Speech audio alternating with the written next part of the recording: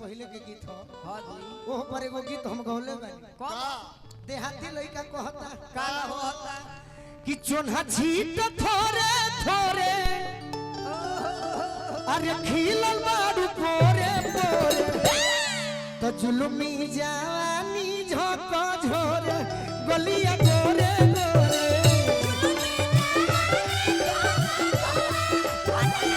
अरे जुलमी जवानी झोंक झोरे गलिया गोरे गोरे जुलमी जवानी झोंक झोरे गलिया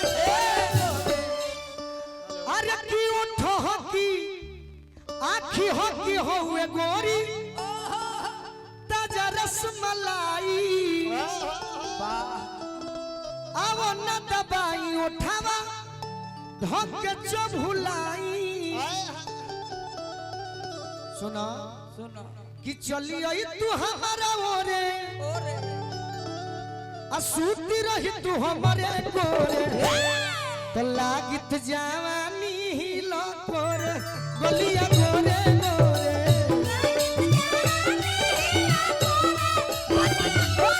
लागित जवानी हिलो गोरे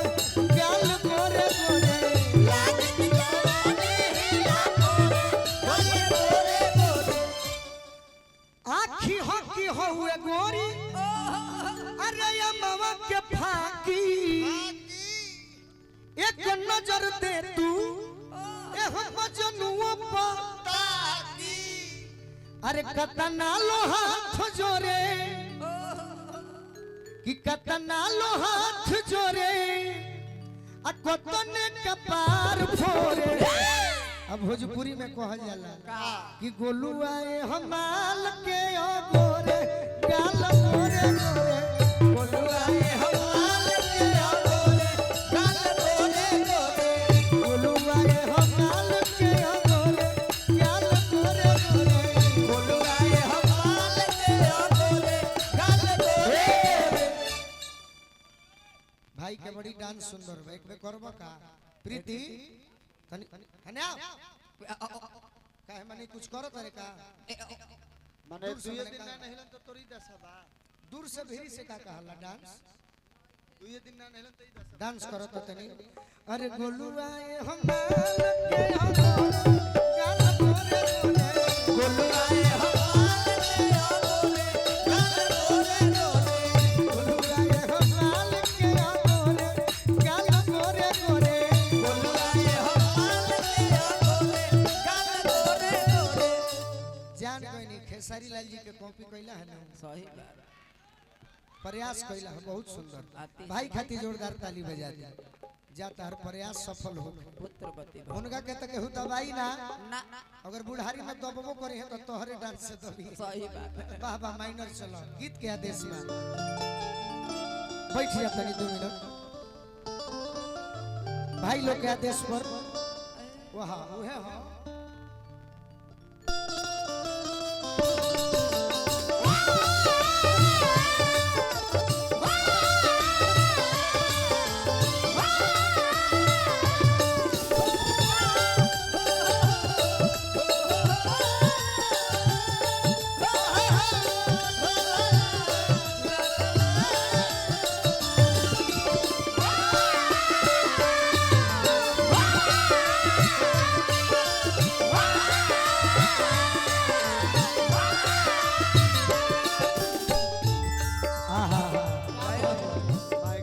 ये धर्मेंद्र भैया ई गीत कहिया पुरान होई हो कहियो ना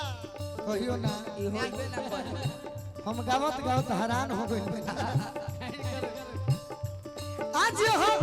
पहिला मिलनवा मिलले सजनी के सजनवा आज हम पहिला मिलनवा मिलले सजनी के सजनवा हमर अंग अंग गुलाब नियन खिलल बा बदनवा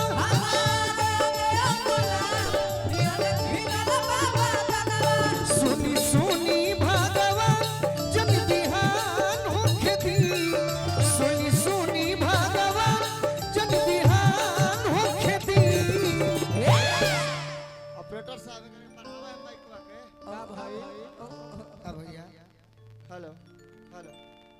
तो ट्रेबल तनी बढ़ा दो साउंड हल्का सा। अरे कि आज राजा जी के कोरवे में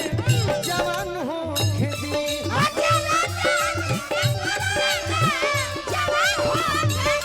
आज राजा जी के कोरवे में जवान हो खेती आज राजा जी के कोरवे में जवान हो खेती। अरे बेंजू बढ़ावा यार।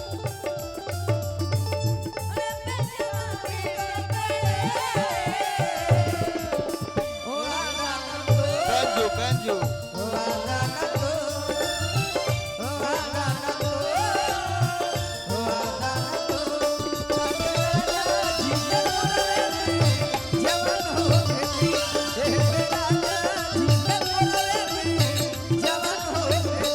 भाई हमारा अमित यादव जी नितेश यादव जी अनन्या एंटरटेनमेंट के माध्यम से आशीर्वाद दिले बनी लड़की को हत्या एक कृति का तनी भाई के मन रहे मुर्गिया मार दी हो राजा जी के उठावा में उठ जब साथी उठ जब साथी हो उठ जब साथी भूख भूख बारी हमारा दिलवा के बाती दिलवा के पानी हो दिलवा के पानी भूख भूख बारी हमारा दिलवा के बाती दिलवा के पानी हो दिलवा के पानी गिरत बहर आरे लम्हुके दरिया में रात भर लम्हुके दरिया में नेहान हो खेती एह बे राजा जी के कोरवे में जवान हो खेती राजा जी के कोरवे में जवान हो खेती। आज राजा जी के कोरवे में जवान हो खेती आज राजा जी के कोरवे में जवान हो खेती। प्रीति जी तू तो ऑलरेडी जवान बाड़ू तुरंत सुना रह जा भाई भैया के नाम तो नहीं जाना रवि सिंह जी गरीबों के नेता बनी सही में रौरा बानी ये हमरा बुझाता राउर पद प्रतिष्ठा बन रहो तनी हमार महीना मरबू मीट खा के घायल का बड़ू परसों 3 दिन हमार भाइयों लोग सुनले होई कौन लय ये लैया है ये लैया कौन गलती कइनी पहिला भेंट में अरे कौन गलती कइनी पहिला भेंट में राजा जी राजा जी कोरोना होता पेट में मजा नहीं मिले चॉकलेट में मजा नहीं मिले चॉकलेट में राजा जी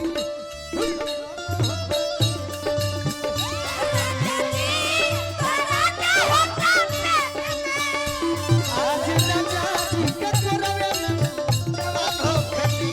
आज राजा जी के कोरवे में जवान हो खेती। डॉक्टर डीएन गुप्ता जी की ओर से धरती के भगवान डॉक्टर साहब कहीं कहल जाला जौना रोग के दवाई ना डॉक्टर बताई तो बुझी हम के प्यार हो गई गुप्ता जी के बहुत बहुत आशीर्वाद मिलल बार बार प्रणाम करब राउर क्लिनिक राउर हॉस्पिटल दिन प्रतिदिन बढ़त रहो हम ही माई से प्रार्थना करो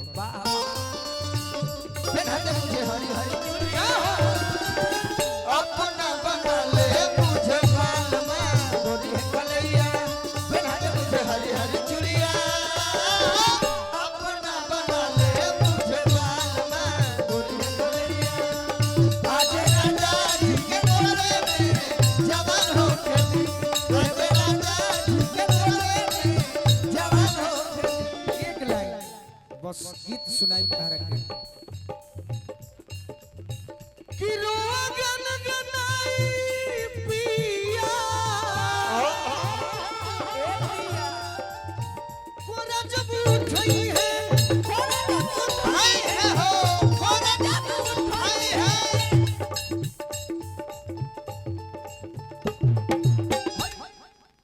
बिना बेंजू का कोरा कैसे उठाई है बता अभी ना माइक के अब बिना माइक के हेलो वो जब बिग दे तनी ले ले ना ना हमार साउंड बिगम का है जय देव ने माइक ना हेलो कि ठाकुर मनोज हमार अरे जियरा जुड़ई है तारा खातिर हम कहिया बुझाई रही तो जीवन में रोई तू ना हां दीदी ई अरऊ गोलू राजा के